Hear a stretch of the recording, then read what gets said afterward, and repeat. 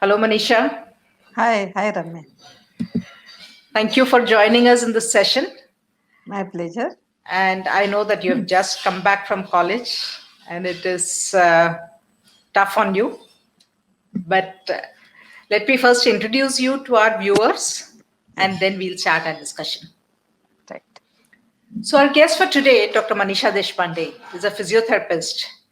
She did her Bachelor of Physiotherapy and her Master's from the School of Physiotherapy, Government Medical College, Nagpur. Presently, she's a principal and a professor at BSPM College of Physiotherapy, Nagpur. She also runs a physiotherapy unit of her own and has been in clinical practice for more than 30 years now. She takes a very special interest in the rehabilitation of children. In her spare time, she enjoys chatting with her friends, and she has many, let me tell you, watching movies and reading novels. I have rarely seen her without a book in her hand or by her side. So, with this short introduction, I present to you all Manisha Deshpande. So, once again, thank you, Manisha. And can I start this interview with a sort of soul searching question? What do you Yes. think is your biggest achievement as of date in your life? Uh, See, I have been in teachings almost for 22 years, and I feel very honored. Like when my students they come and they tell me what are their achievements, and even for the smallest thing which they achieve in their life, they come and tell me. And the getting the feedback and their respect about the fraternity of my college and about their alma mater is the greatest thing I think I have achieved. So, your achievement lies in other people's achievements. Yes, that is what it is. That's a beautiful thing. But if you were to describe yourself in 3 words, how would you describe yourself? Very difficult to tell in 3 words. There are so many words to describe you, but still, what are the 3 most important values in your life? Let me put it that way.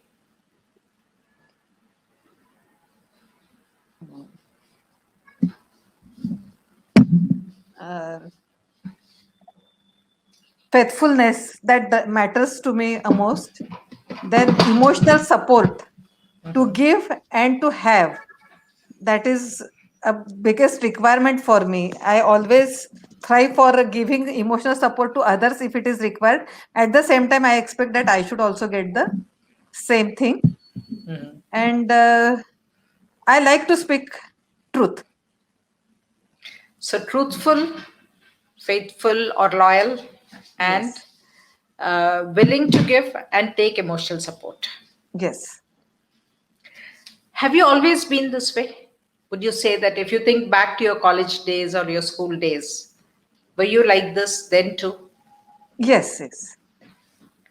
So, what has made you? What has influenced your life? What has shaped you to be like this? Who has been the influence in your journey so far? Both of my parents, they had played a very major role. And then in later part of my life, very good friends I have, so they have also influenced me to continue with whatever principles I have in my life. Thank you. I hope I can count myself as one of Yes, them. yes, definitely you are in. Thank you. But you say that your parents played a big role in making you what you were, what you are now. Yes. So, would you say that your childhood, the years that you spent with your parents, was it a safe period for you? Did you ever feel unsafe then, or was it a very safe childhood for you? It was a safe childhood. I faced few incidences as far as the like what our topic of today's discussion is, Right. and twice some incidences happened to me. But I was so comfortable with my parents that without wasting a second, immediately I reported the incident with my parents. And they like immediately took the action.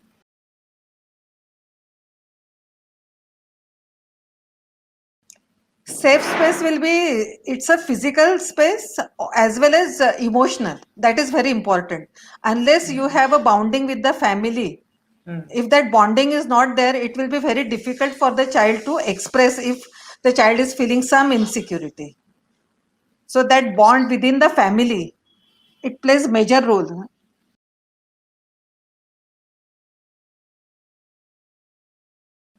Equality, like everyone feels, is that the getting equal opportunity for everything, each and every aspect of the life. And sadly, what happens that many times equality, when we speak about equality, people consider it as a rebellion against the male dominance in the society. But it is not the rebellion against the male dominance.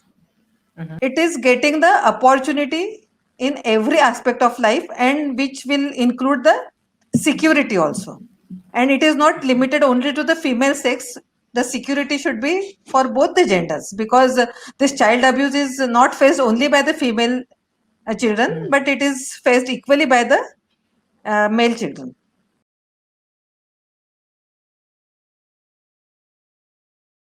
Entitlement, in my view, is like taking for granted that these things are going to happen with me, and it is my right to get all those things. I think Absolutely. entitlement methods that, yeah.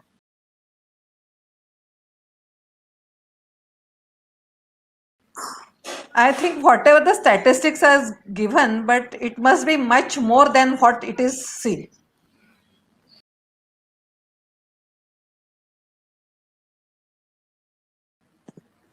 In my own experience, it is the known person as well as strangers. Both are there, but the unreported cases are with the persons known to the family. If the stranger tries to abuse or molest the child, definitely it is reported. That is why I said though most of the reported things must be for the strangers. And the inner circle abuse, it is not reported. Many times the children also doesn't report it to the parents.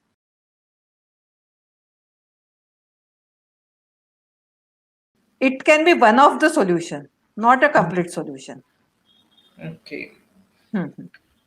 So what do you think can be part of the other part of the solution? It is to make the children aware of what is sexual abuse or how they can be abused, who are the potential abusers for them, and what is like how to define what is abuse. It can be not only sexual, it can be emotional harassment also. That should be also considered as an abuse for the children.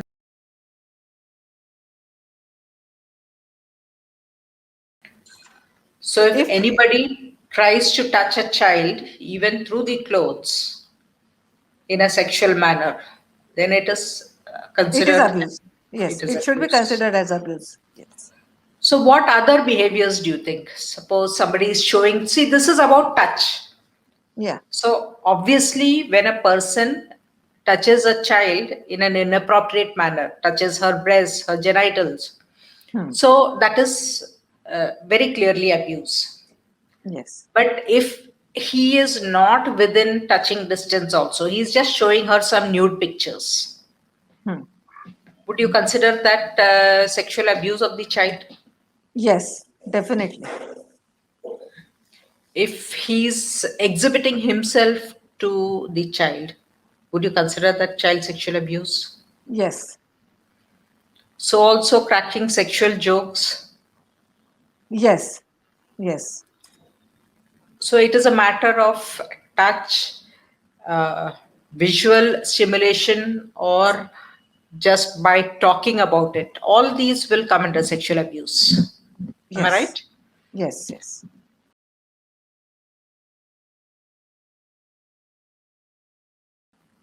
The child, if he is not behaving in a normal way, regular way of his behavior, his appear, some distraction is there, not So concentrating there is in a change in the behavior. regular change of behavior will be there.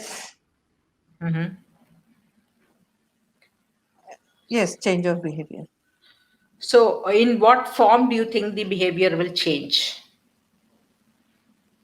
Uh, Shyness, extremes of shyness or crying, or some Mhm. physical symptoms in form of vomiting, headache, and avoiding people.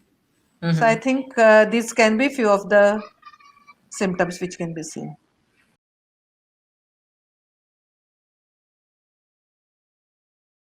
It is very, very difficult. Though show that they have recovered, but I don't think it is just not possible to overcome. Would you say that you still have some memories, bad memories of what you experienced once or twice in your childhood? Yes, I have. Still, I have.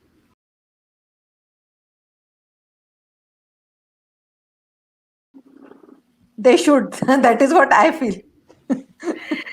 So, but do you think they will? Let us take the situation as any family in our Indian society. So, if there is a child who is being abused by, let's say, Chachu, meaning the father's brother. Yes. So, in such a situation, will the parents confront the Chachu? In such situation, I think the mother will not be in the interrogation with the Mhm. brother-in-law, and Mhm. definitely she will tell her husband in privacy, and father also will ask the brother, but not in front of the child or his wife. Mhm. And this episode will be hushed here only. It will not be reported to the law.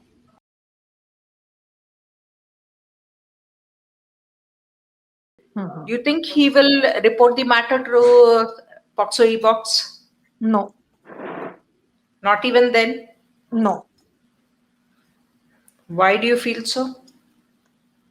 Because considering the like Indian scenario, Mhm.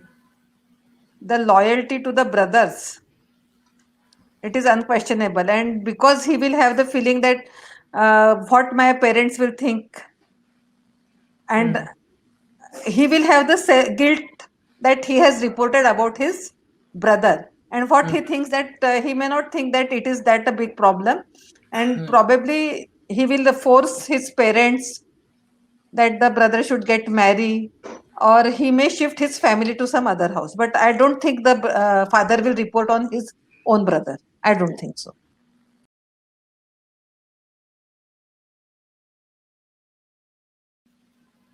Making the child aware of his or her rights,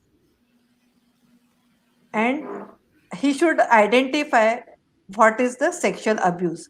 First we have to make the children aware of what is the sexual abuse, and we have to educate what are the rights of the child to prevent, or if he is unfortunately has been victim to it, so whom to report and what is to Okay. be taken, action to be taken. It has to be very clearly told to the children, and schools should play major role, I think, Mhm. so that mass education in this regard can be done. Mhm.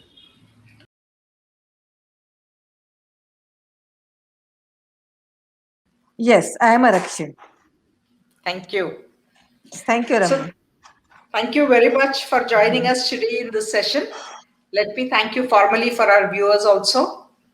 So, this is a campaign that we are running for the Rakshin Project, which is an initiative by Sakshi in partnership with the Ministry of Youth Affairs and Sports.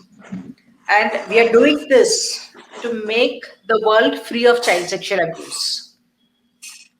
And in this, we are skill building 18 to 22 years youth to recognize, identify, address, de escalate, report, and resolve sexual violence in the family and communities. And we are doing this because we want to make visible the fact that 90% of the abuse takes place within trusted circles. and yet it is severely underreported. So, what can the law do if the crime is not reported at all? Hmm. And we are happy and grateful to you for lending your voice to amplify the work that we are doing. Thank you very much. Thank you. Let us join together Hands, and yes, yes, yes, yes. Okay. definitely. Bye.